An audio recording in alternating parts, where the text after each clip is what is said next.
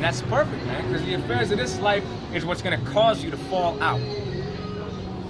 Getting involved in this matter, and that matter, and this matter, that's what's going to cause you to fall out, man. That's what's going to cause disagreement. Got the word for it, tangle. Yep. The word for tangle is implicale. It's to enweave, to entangle, involve in. Yep. So, like I said, be involved with the affairs of this life. And it said to what? Entangle.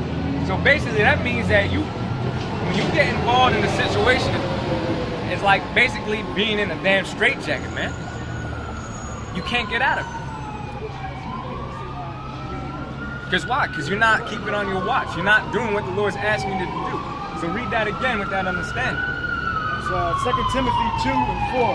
You're basically locked down in the world, man, instead of being locked down in the scriptures. Or instead of being locked down in the spirit. Alright? It says 2 Timothy 2 and 4. No man that warreth entangleth himself with the affairs of this life. Of this life. That he may please him who hath chosen him to be a soldier. Yeah, and all of us were chosen. You were chosen, I was chosen. And Satan knows. Shit. Read that again, Slide. 2 Timothy 2 and 4. No man that warreth entangleth himself with the affairs of this life. Stop. Now, we are in warfare continuously. Every day we're going through some sort of trial or hardship. Sometimes lighter, sometimes heavier, depending on the day. But we're constantly dealing with demons, man. Demons on our people, demons on the so-called white man on our job, demons that are trying to fuck with us mentally. So that's a constant struggle. That's a constant war. Like what the book of Ephesians says, man. We wrestle not against flesh and blood, but against spiritual principalities, man, in high places. So go back to that. You got something else to read. 2 Timothy 2 and 4. No. 2 Timothy 2 and 4. No man that warreth entangleth himself with the affairs of this life. Yeah, so you got to understand who comes first. And that's how about Shimi Awashad. That literally means what it means, all right? Any affair outside of this is less important, by all means. That he may please him who hath chosen him to be a soldier. So the Lord, and that's the Lord. The Lord chose you, right? You didn't choose him. The Lord chose you to be what? Be a soldier. And if a man strive for the mastery, yet is he not crowned except he strive lawfully. Except he strive lawfully. So you gotta do, and do it based upon what the scriptures say, okay? No shortcuts intended. Alright? It means you can't be skipping camp, alright? That means you can't choose anything over the Most High. Alright? And I'm not saying that because I haven't had to make sacrifices myself, alright? I'm saying that out of experience. I'm saying that through experience. As a matter of fact, I'm going to make this testimony. When it was snowing real bad, because I got to make a trip to even get to camp, I didn't choose not to come to camp until we got into a motherfucking car crash because the snow was so damn bad and icy, it caused us to do a 360, man. Before I decided in my spirit that, you know what? The Spirit's obviously telling me that it's not going to happen today. Alright? So it took a fucking car crash for me to basically say, you know what? Shalakia Akim, but camp's canceled today, alright? But you know what? Salakia, what did we do on the next day? What did we do on the next day? We came out. We came out, man. So I don't want to hear no excuses. It's 1 Corinthians 14:40. Let all things be done decently and in order. And that's it, man. We all have an order to follow. All right? If anything happens to me, no matter what the case, say I lose my job, I got to report that to the elders, man. All right?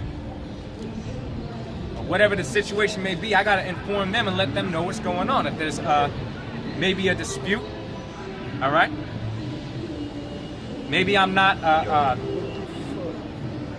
shall I say, prepared to take it on fully, you know, and I need some guidance. I got to go and get counsel from the elders, man, instead of maybe going out of my power, out of my strength to make a bad decision. I have a definition of order. It's 1 Corinthians 14:40. That's why it's Salakia, and the elders pushed that a long time ago, that you need to set a first in command, a second in command, third, fourth, so on and so forth. You have to. For the sake of order, you have to do that, man. Go ahead.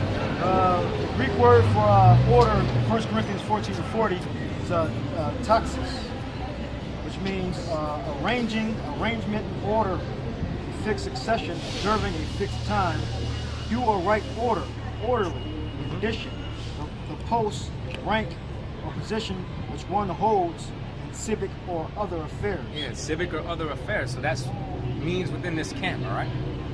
Position what someone holds. Yeah, position with what someone holds. So when I say something, that's an order, man.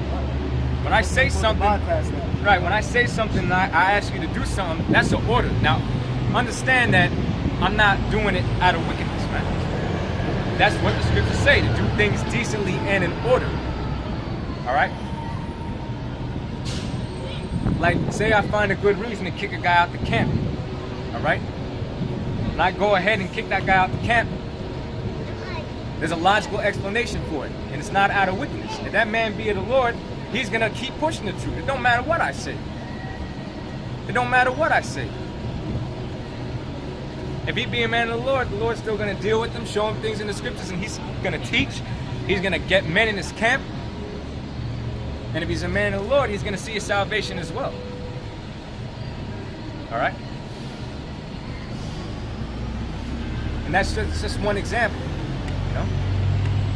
Or if a matter be too strong for me, who do I got to contact? I got to contact one of the elder brothers, all right? Precepts? So then that's a heretic at the first, second amendment, reject. Yeah, that was you. All right? You're the heretic.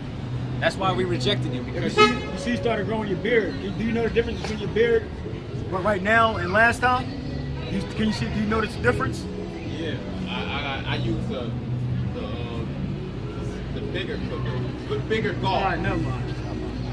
All right, this is yeah, because we kept telling this guy to stop going back and forth, camp to camp.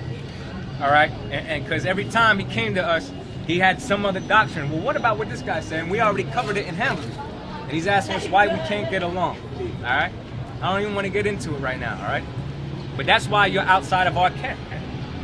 All right, that's why you're outside of our camp. Because I told you to stop going over and learning from them guys. And then the day we have camp, we see you over there listening to them guys. All right. Yeah, but how long? The summer? Because we're talking about before that, when we told you. That's back when, all right, I was giving you homework assignments to do too. You remember that? Yeah. Did you do them? Yeah. You did them. So then you never submitted them. Why didn't you submit them? Okay. Right, okay. See? It's 1 Peter 4. And I was very patient with you, man. All right? We're all very patient with you. And then we seen you over there listening to them guys and whatever garbage they're trying to spew to you. And then coming back to us to try and figure out what's right and what's wrong. And we already told you stop going over there. And that's the commandment that this brother specifically put out. All right? And it was a proper command. It was a proper command. It was in line and in order.